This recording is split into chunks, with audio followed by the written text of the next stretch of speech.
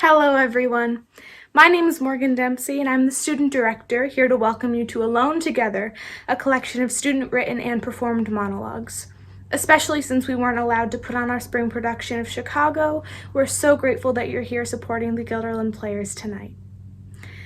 On that note, we're not charging for admission, but if you'd like to make any kind of monetary contribution, checks can be made out to Guilderland High School and sent in with your child any day. So without any further ado, sit back, relax, and enjoy Alone Together.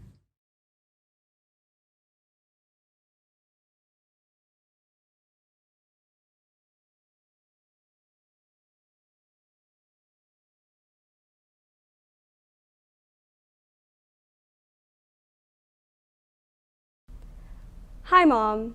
I know it's weird for me to call, but I felt like I needed some connection to you. Today I woke up and I just felt alone. We've been in quarantine for 50 days now, and I don't see an end coming. Mom, today I cooked my own dinner.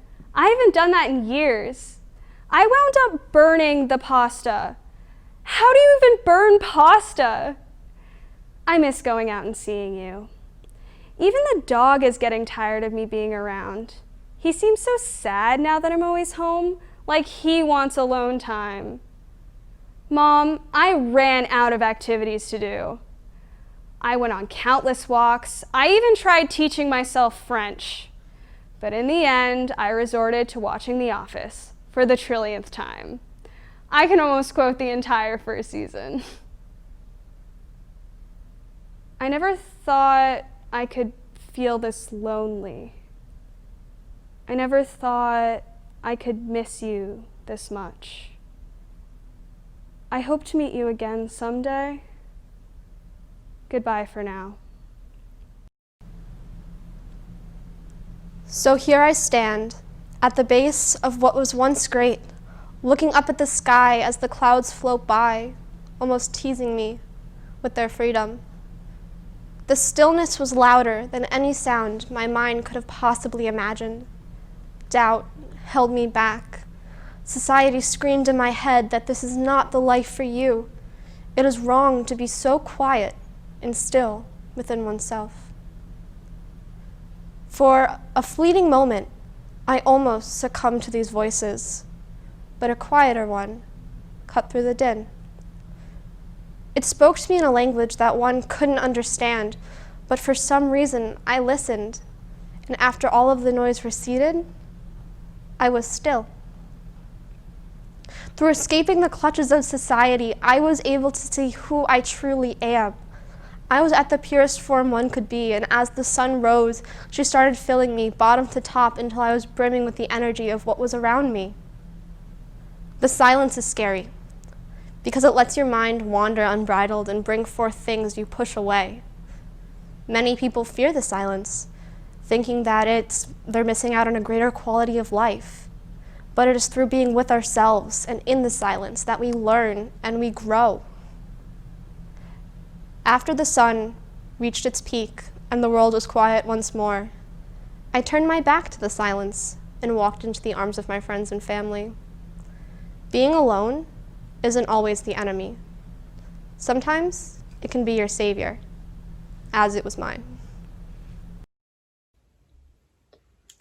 I lay on the bench and I close my eyes to avoid the brightness of the setting sun. My biggest fear is loneliness, but right now, with 0 people anywhere near me, I'm not alone. I have myself and I have my thoughts, and I have these acres of rolling hills and the trees and the sun, the birds flying above me, and what I feel is at peace. Being alone is therapeutic almost, and staring up at the sky alone in an empty park takes all of my modern day worries away. The only thing that matters right now is absolutely nothing. And that freedom, that weight removed from my shoulders, well, it couldn't be lifted without being alone. Loneliness is different though. You could be standing in a room, shoulder to shoulder with so many people that it'd take you days to name them all. And you'd still feel that empty loneliness. What I feel right now, though, it's not that. Far from it, matter of fact. And I think that everyone should feel the comfort of absence at least once in their life, because at the end of the day, we're all buried alone. I've always liked being alone. You know, loneliness can become addicting after a time, and frankly, I was hooked. And then COVID happened, and I'll admit, there was a part of me that did like the solitude. But the longer it went on, the more it felt like something was missing. I'd never gone out of my way to hang out with the guys, but I'd always had the option. Now that option had been taken from me, and I felt like I'd taken it for granted. I had all these great friends, and I was choosing to be alone all the time. It was frightening. I had no idea how long or severe the lockdown was going to be. Had I missed my chance? Would we grow apart? I decided I couldn't let that happen. Because I finally realized that these friends that I'd taken for granted, they meant the world to me. So I reached out. And for the first time in a long time, I wasn't alone. I wasn't quite sure how that was going to feel, but it felt pretty great. I felt supported. Like I had people there for me that I know I want to be there for.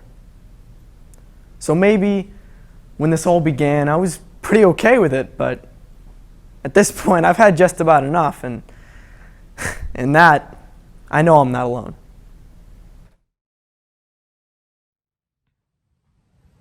Dad, can you come pick me up? I don't want to stay for the rest of the party. Yeah, I know almost every person here, but almost all of them haven't talked to me in like 5 years, or they don't really know me at all and just recognize my face.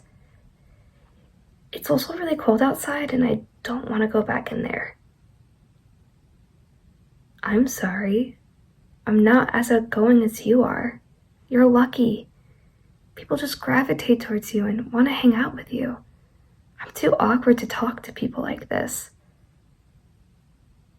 I know. Don't even say it. Your mother is the same way. She likes to be in smaller settings. That doesn't make me feel any better. I was really looking forward to this party too. How long will it be till you get here?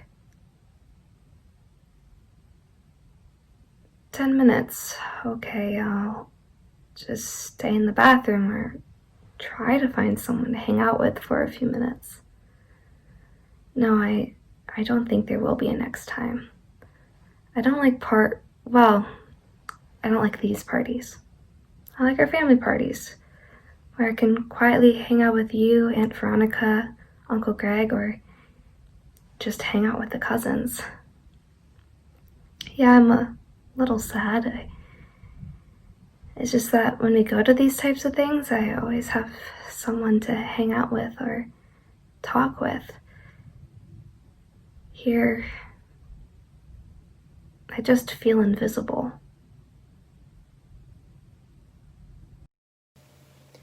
The ocean looks angry, with violent waves crashing onto the sandy beach. Gray clouds on the horizon add a haze to miles of sand. The town clock strikes. I count 9 tolls. It's 9:00 p.m. I hurry to the window and unlatch it, letting the harsh sea gusts cover my face, my nose wrinkling with the strong smell of salty air. I perch my head out the window and look at the vast miles of sand stretching beside the ocean, untouched. Everyone knows there's a storm coming. The beach is empty. But not for long. I watch as Mrs. Sallow comes stumbling off the ramp onto the beach, a kite in one hand and her other on top of her head, trying to hold her floppy hat down against the wind. Mrs. Sallow is quite a sight for anyone to see. She's always clad in a loose white dress and a big floppy hat, and her white hair is the length of half her body. Once, many years ago, I went down to talk to her and asked why she flew her kite every night. She had a short response. I fly this kite every night, waiting for my son to come home. I live alone. He's the only one I have left. He works on a fishing boat, but his ship went missing. The Coast Guard is still looking for him. I'm sure he'll be home soon. It has only been 13 years. He's probably having the time of his life. When he comes home, one of the first things we will do is come to this beach and fly his kite. just like when he was a kid. She first told me the story 17 years ago. He's now been missing for 30 years. The red kite slowly takes flight, getting caught in the gusty ocean air, sending it soaring above the waves. Mrs. Sallow runs down to the beach, the kite leading her as her dress and hair blows wildly in the wind.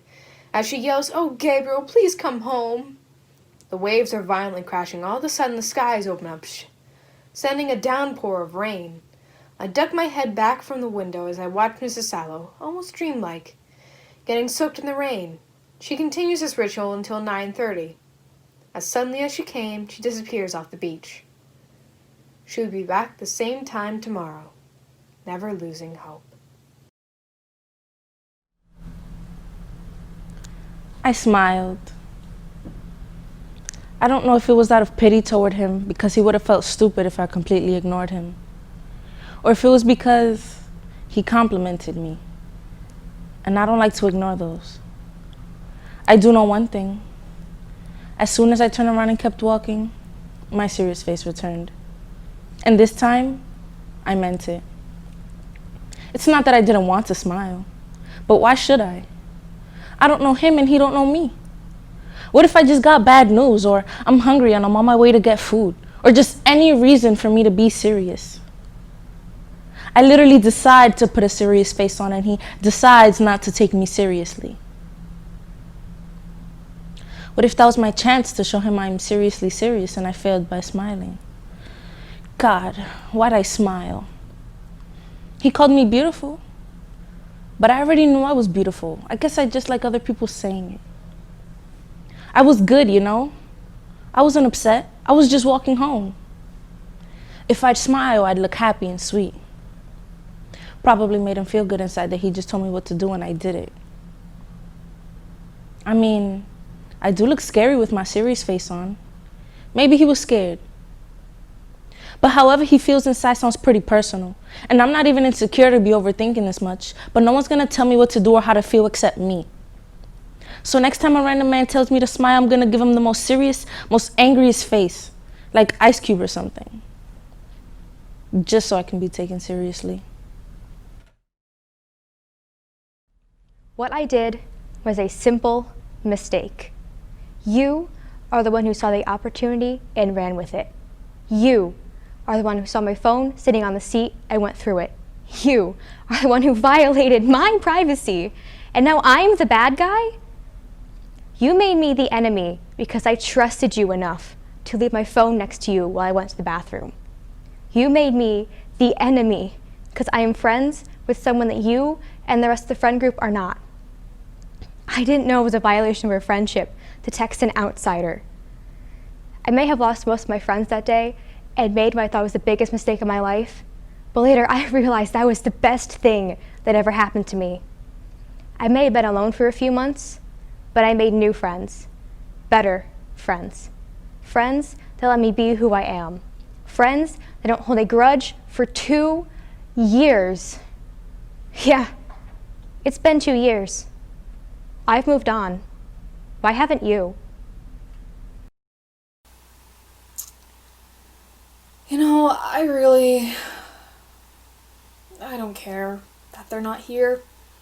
It's no use calling him anyways. I've endured my mother's mania for years now. Every time she forgets to take her meds, it's the Lily and Blake show all over again. My dad and I have to go and track her down. He likes to make a whole day out of driving around the city to see what pawn shop or pet store she walked into this time. She gets distracted by all the shiny objects, you know? She has to wear this bracelet with my dad's name and cell phone number on it so the store owner can contact him whenever she just wanders in and stares. It's just a stupid art show, right? I mean, she probably didn't even write the date down in her calendar or anything. Did you know that she can't drive? I mean, she's physically capable of driving, but she wasn't allowed to get her license because of... Yeah. All these other 17-year-olds were out driving themselves to school or parties or getting jobs, and where was my mom? Home. Grandma and Grandpa were really saints, huh? I had to pull her out of classes in 3rd grade because she would wander around the classroom and stare at nothing with her eyes just glassy. And these kids, these 7-year-olds were making fun of her, calling her Loopy Lily. She had to quit cello and dance classes soon after that, and then was put on medication a few weeks later. She was really just at home until she met my dad, really. Creative writing was her outlet and her fortress of solitude. Her desk, and Dad found it quite charming. They really only waited a few months before tying the knot.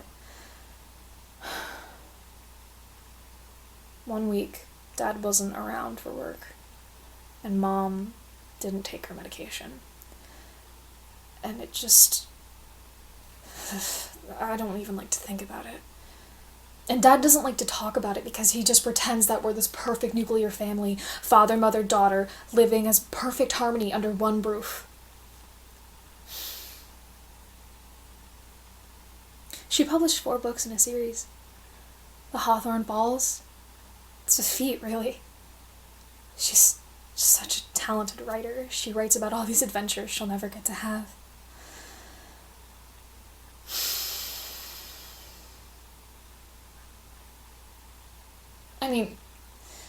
It's whatever, right? It's my art show, and she's not here. Can you give me a ride home? Actually, you know what? No, I'm gonna stay here until they realize that, hey, Amy never came home from school today. And I want them to sit there and realize as they realize that I'm not home because I'm at my art show. Today was supposed to be for me. Was that too much to ask? One lousy day where she wasn't the center of attention. You know what? Happy birthday, Amy. Happy freaking birthday.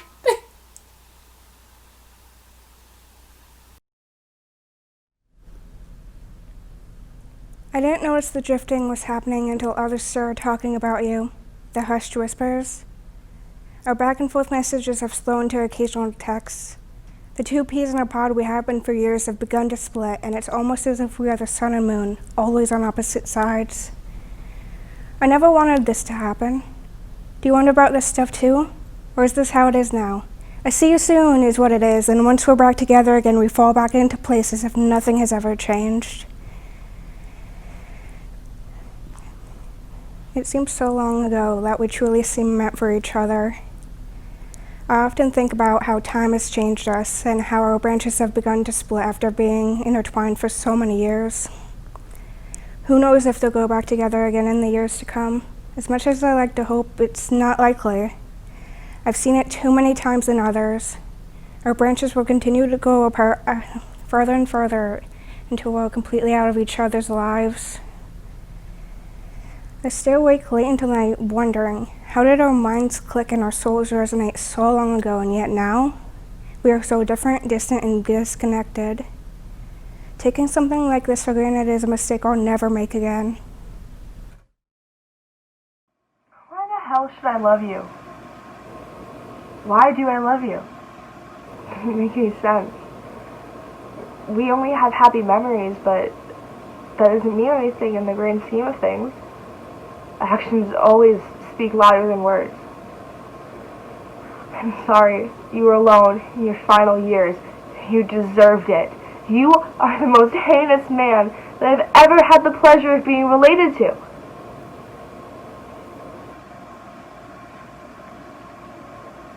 Do you remember your dog? It was too long ago to remember much, but one of the few things I remember was being terrified that she would kiss me too much. Or dinner at the train track on Sundays. I miss that. What was Dad like when he was in high school? Teachers asked me all the time, but that you didn't care. Did you know you have to have a grandchild?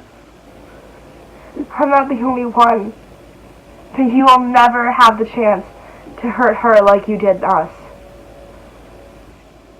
How did you feel when Dad visited you? Did you feel remorse? Did you get even second guess yourself when you raped your own daughter? The most precious person in the world to us. Or when you destroyed everyone around you for money. No. No, that just simply isn't you. You won't see me again. I hope you rot peacefully. I'm sorry that you were alone, and I love you. But I can never forgive you.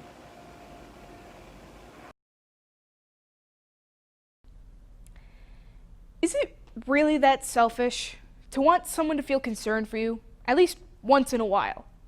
Like, listen to me for 1 minute. Just maybe 2 minutes, if that's all you can bear right now. All I ever wanted, all I ever needed was for you to look me in the eyes and say, I know you're concerned, let's work this out. Because, sure, I shouldn't have bothered you at work, but that doesn't make it right to push me off as soon as we're both home and we can't be bothered if we talk. And then after that, you scold me saying that you're so annoyed by bothering you when you were busy because apparently I don't have the right to show a negative emotion towards you. I must always be naive, standing straight, and calm, or I'm crazy. And then there's the other side of it, which is almost worse. The other side of it is that you push it off again, and then you bring up some random bullcrap issue that doesn't even apply at the time. Like, if somebody broke their arm right here, and you went up to them, would you go, oh wow, your fingernails are disgusting, you shouldn't chew them so much? No, because it's not as important. Their arm is broken. That should be the main focus. So why is it different for me? It shouldn't be. Especially since I'm your literal child.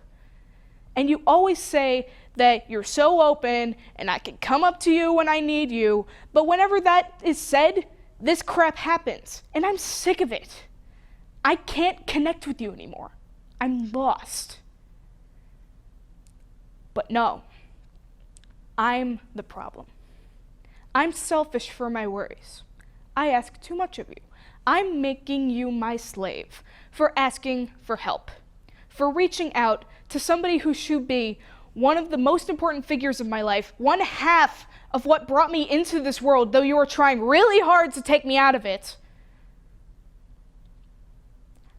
I'm done. I'm tired of trying to read you. It's not worth my effort anymore. So I'll just accept it. I'm selfish, and the selfish don't deserve help. But now, I will help myself to ignorance. I don't know, okay? Up until 2 months ago, I never had any sort of friend. And now for the past week and a half, people have been telling me I'm being manipulated by the one person that seems to care about me. And now you're here, telling me the same thing about her, claiming to be my best friend, when for the past 4 years, I've never even known that we were friends, okay? The one person who's ever given me any sort of attention or tried to make me feel socially accepted is hurting me, and I don't care. Okay? I don't care. I don't care.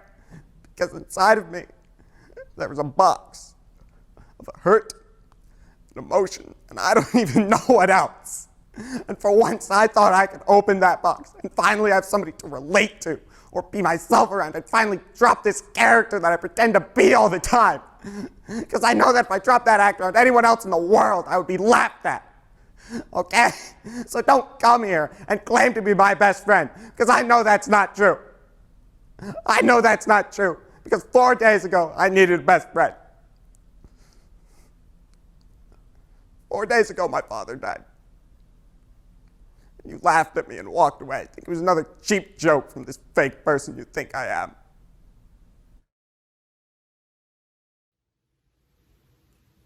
You never paid any attention to what made me squirm, what made me uncomfortable, what I hated.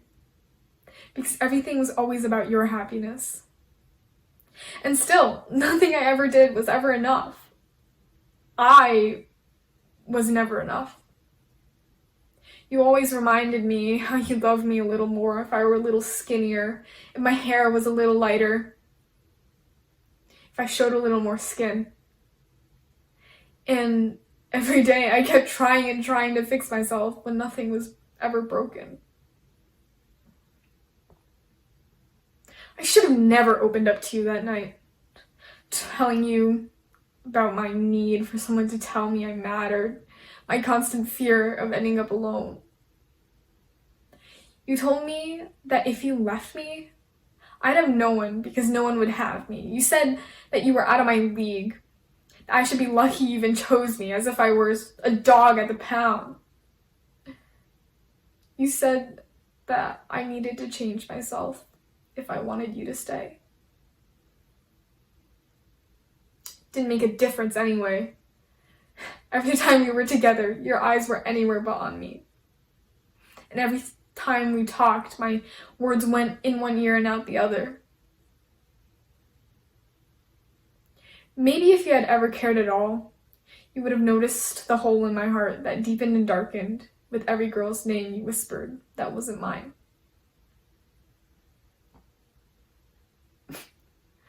How could I have ever believed you were good? Was I the only one who ever put in any effort?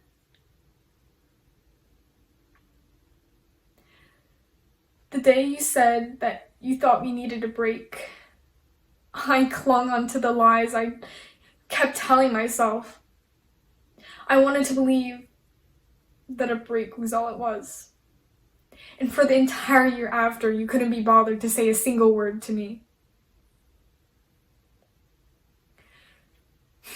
So maybe you'll be surprised when I tell you that I wasn't angry most of all, or even sad. I was disappointed. Disappointed in you for not having the courage to let go of what you didn't want anyways. And disappointed in myself for having ever believed you could.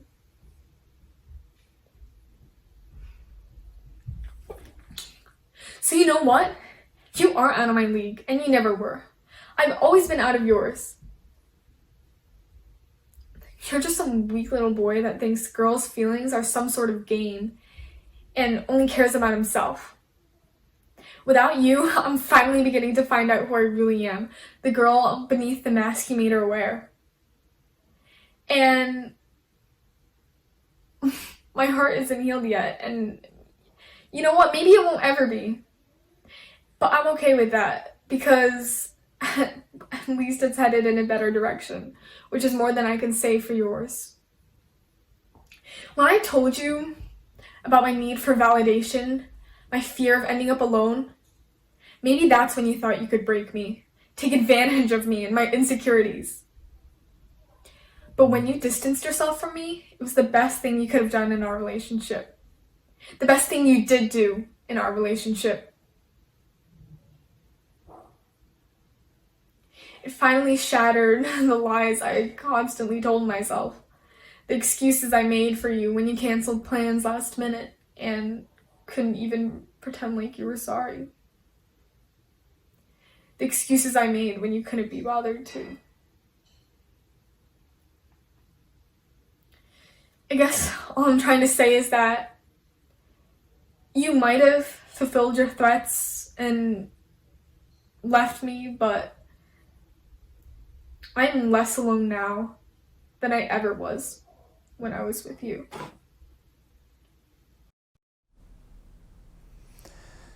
I have always hated the idea of being alone. Friends have been the highlight of my life for as long as I've had one, and the idea of being separated from them was terrifying to me. Unfortunately, it all became a very true reality when school got canceled at the beginning of 2020. Sometime in March, I decided that I'd look up how many hugs somebody should get in a day, just for fun. And it turns out that you need 8 for maintenance alone. Soon after, I declared I'd aim for that many hugs in school each day. I got a fun 2 days after that, before going months without a single hug. And I realized that I need to be the person to keep me happy because I wouldn't always have somebody else to do it for me. So I did what I always do in hard times, and I slept. A lot. That didn't work, so I started isolating myself. I felt like if I couldn't be happy by myself, then I didn't deserve the people who could make me happy. Time went by, and I tried new things, like reading more and drawing. And then that's when it occurred to me that happiness doesn't just happen to you if you're doing something that you enjoy, but rather something that you need to work towards, and damn it, did I work. I tried everything I could think of. I watched meditation videos on YouTube to try to help me calm down. I even considered repainting my room just to watch the walls dry. Then finally, I found the inner peace that I was looking for. Hit me like a train, but at least it hit me. No more negative thoughts. No more thinking about who I'd rather be with. No more care about old friends. And no more worrying about the little things. It all just disappeared like a cloud of warm breath into a chilly winter night. Now, being alone is something that I look forward to because I get to use the time as I please without the interruption of others. Now, I know that you're very extroverted as well. It's part of who you are. Me too. But I also know that the only person you really need is you. Can't you see? A girl like me isn't capable of making a change in this world. I don't have the opportunities that you do. People set stereotypes by just looking at me, not even asking me how my day is going or what my name is, or basically getting to know me at all.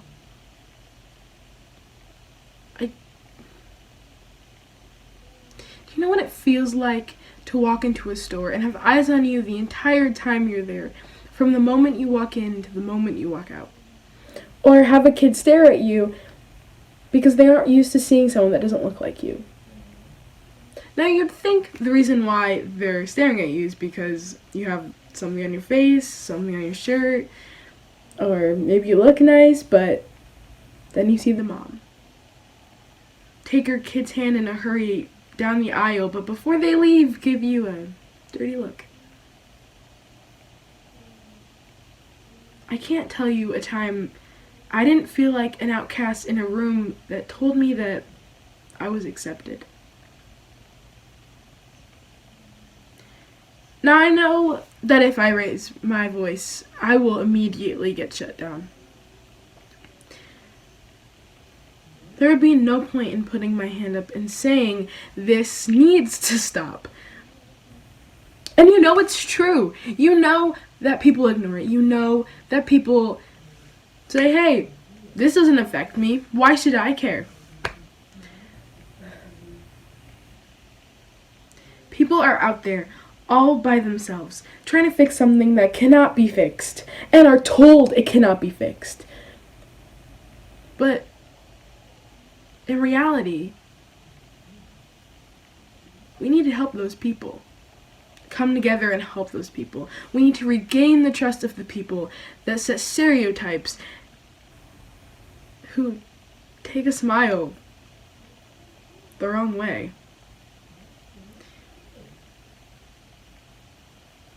You know, there has to be someone out there that can lend a hand, raise a voice, but that cannot be me. I am not the advocate for the job, nor am I qualified. And I don't want a big spotlight either. I don't want to be the one picked out of the crowd.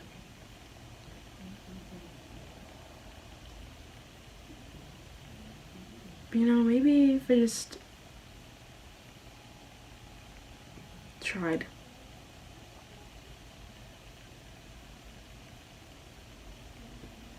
You'd think it'd be easy.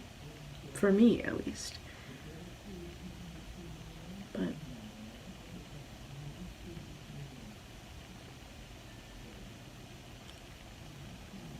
I can't.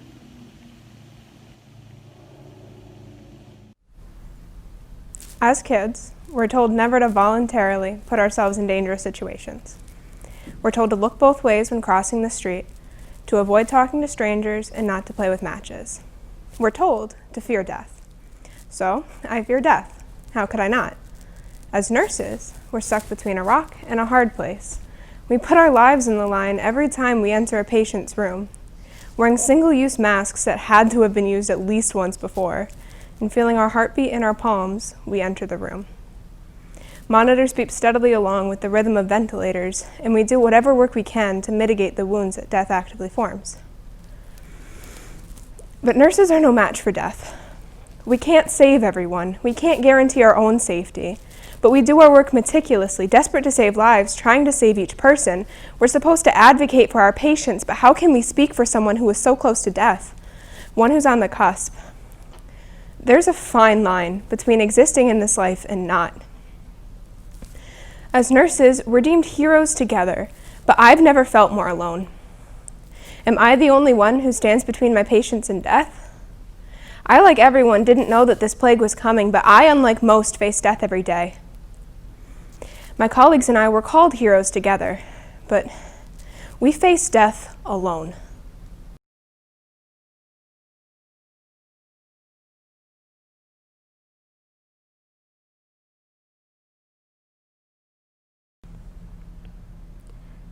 It's the little things, you know?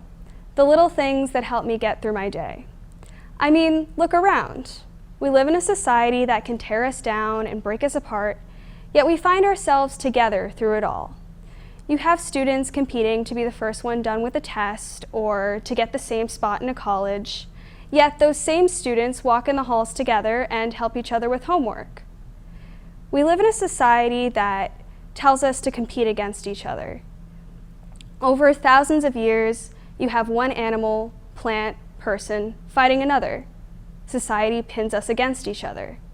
Yet, if you look around, you realize that you are not alone.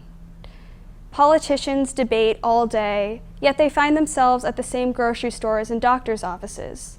Thousands of students compete for that same college spot, yet together they write their college essays. I mean, think about it. We live in a society where everyone is our competition, whether it's wanting to be the parent's favorite or trying to be the top of your class. Yet, siblings play in parks together and students help each other in class. Together is how society and people get through it. Without each other, we couldn't survive.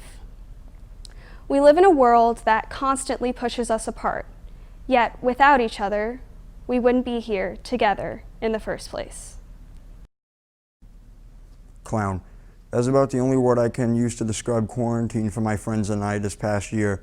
From skateboarding in tidy whities to dressing up as SWAT and raiding each other, we've done a lot of things to keep ourselves busy during this tough time. And I've learned a lot about my friends too. I would never have learned this much stuff without being cooped up in my room with the occasional shenanigans outside. And I do use the term shenanigans loosely. It was straight wild and when we could.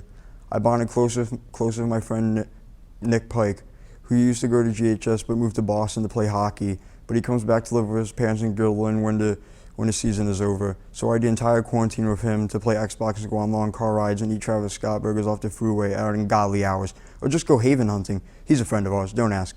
We came over a plethora of new series for our friend group's YouTube channel, which is us exclusively being jackasses in public, might I add. We came up with an idea, Richard of Fortune, where Nick was Pat Sajak and I was Vanna White, and we'd spin a giant wheel with our friends' names on it, and whose other name landed on it, we'd go to their house and plaster pictures of our friend Ricky all over their house. And Richard Ride, which is a spin on Cash Cab, where we would kidnap our friends and force them to answer questions about Ricky while we drove around the capital region. Sometimes, though, staying at home and playing video games was the move for my friends and I. Sometimes we'd play for days on end just for the sake of hearing each other's voices. And when we got bored of that, we'd go outside on long nature walks and play ultimate frisbee, or just talk about life with each other.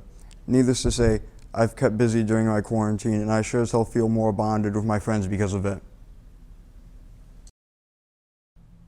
Hey, so I wanted to call you and tell you that I came up with a plan. You're gonna love it. So, you know how like we always want to go apple picking, right? But the bags there are way too expensive. I mean, $96 for 4 bags? It's absurd. So, here's my plan. So, what if we went to the apple orchard and we bought 2 bags at the stand at the apple orchard, but what they don't know is that we brought 2 bags of our own as well. You're following me? So then we pick apples and put them into the 2 bags that we bought. And then, here's the fun part.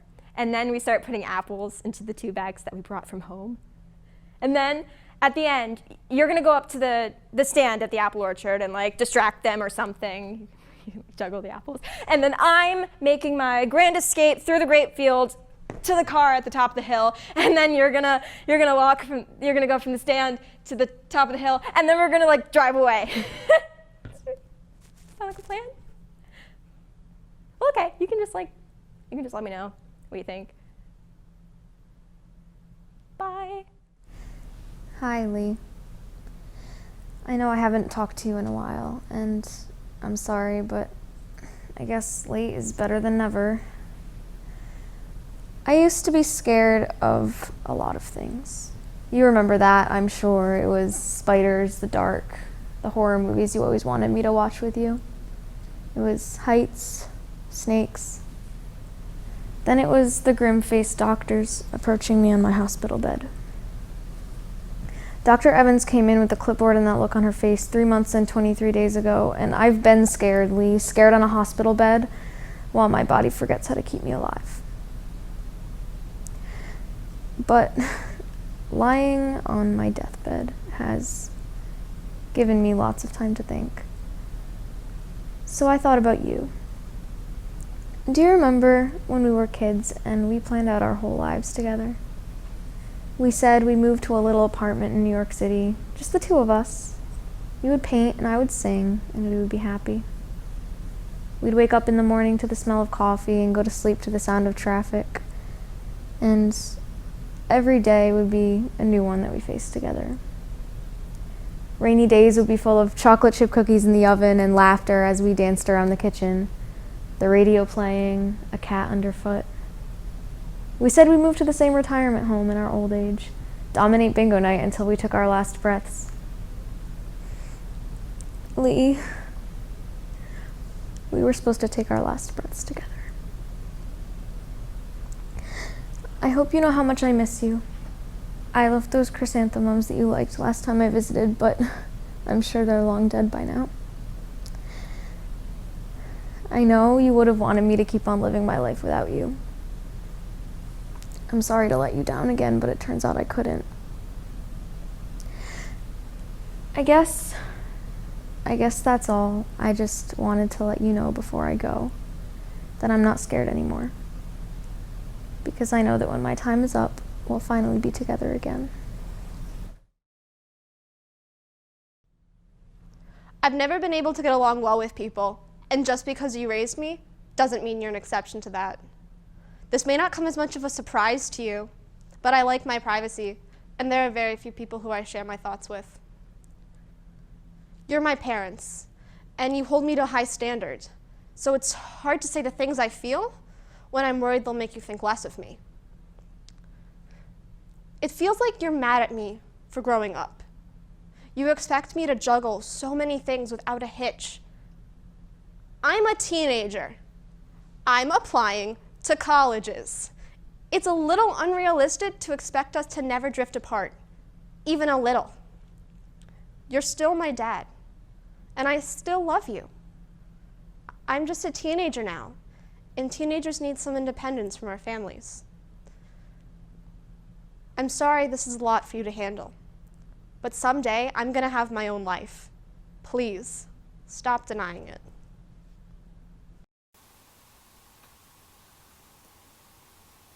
I'll press the heart. But is it wrong that I don't love what I'm feeling? I mean, it's great that you and your family can go out apple picking. You rest your brother on top of your shoulders and you hold him so you know he's safe and secure while he reaches for a giant red apple on the tallest branch. Your parents stand beside you, their fingers interlaced in a union of love that created you two. You and your brother. I scroll through the endless comments on the post. Heart, apple, prayer hand emojis, the occasional beautiful family comment. My family will never be able to take pictures like that. My parents don't even speak to each other anymore. But I remember one time we all went out together. My brother held me that same way, but he was also a prankster, and he'd jump out at us from the thick leaves of the apple trees and give us a scare like it was Halloween. It never failed to make me pee a little. And behind us, our parents would bob and weave through the trees, laughing and sneaking kisses while my brother and I let out a chorus of ewes.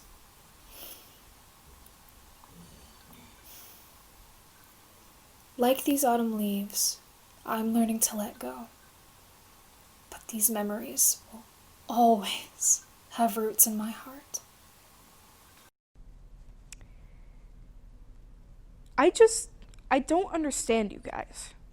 Well, not necessarily you as people, but just how we came to be friends. Like, what kind of force just gravitated us towards each other, into this friendship, this relationship? It just feels strange. Like, I never had a group of friends like this before. In fact, I never really had friends. Most people tend to stay away from me. Some were even legit scared of me at points. And I don't really blame them. I tend to get riled up over things quite easily. And that might be the main reason why it drove people away. And I just had nobody to hang out with. Like, during the entirety of elementary school, I had 2 friends. 2. And they were both at different times. One of them I knew since kindergarten, and we kind of fell out like most normal people do. And then the second one, we came together, and then at one point her family just dipped and moved to Florida with barely a month's warning. She wasn't really quite reliable as a friend. So, besides that, I had nobody. I was alone. 'Cause, I mean, there weren't many kids in my neighborhood that were my age, so I couldn't just walk to a friend's house like most other people can. And then, like I said, like at school, most kids would either bully me or stay away from me. So, I was alone with myself, and with that, I was lonely with myself. And yet, there's still you. All of you. You came to me because I was there, and you actually wanted to hang out with me. And that, I don't understand. Like, you could have just ignored me like all the others did, but you didn't. You came to me, you wanted me, I wanted you, and I had never been wanted before. It's foreign to me. You know, I might be overthinking this, but after all this time of near nothing, I'm overwhelmed by everything you've given me. And with that, I wouldn't trade that feeling for 10,000 friends back in elementary school. And with that, I think I'm ready to understand. I'm ready.